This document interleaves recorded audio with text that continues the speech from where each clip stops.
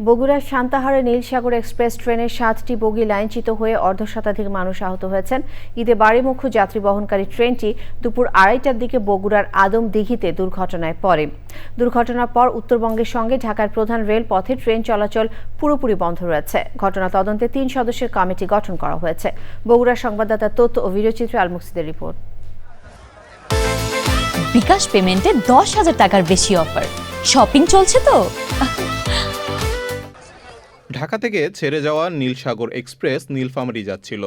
দুপুর 2:30টার দিকে সান্তারহাট জংশনের অদূরে বাগবাড়ি এলাকায় পৌঁছলে ট্রেনের পেছনের 7টি বগি রেললাইন থেকে ছিটকে পড়ে। এতে আহত হন অর্ধশতাধিক। এই ঈদ যাত্রার সময় হয়তো ইনসিডেন্ট টাইমে ছাদের উপরে যাত্রীর সংখ্যা ছিল। তাদের মধ্যে থেকে আমাদের এন্ড থেকে যেগুলো পাইছি সেগুলো আমরা রেস্কিউ করেছি। স্থানীয় জনগণও কিছু ভিকটিমকে তারা এখান থেকে রেস্কিউ করে তারা ফার্স্ট এড দিয়ে বিভিন্নভাবে হসপিটালাইজ করে ট্রাই করেছে।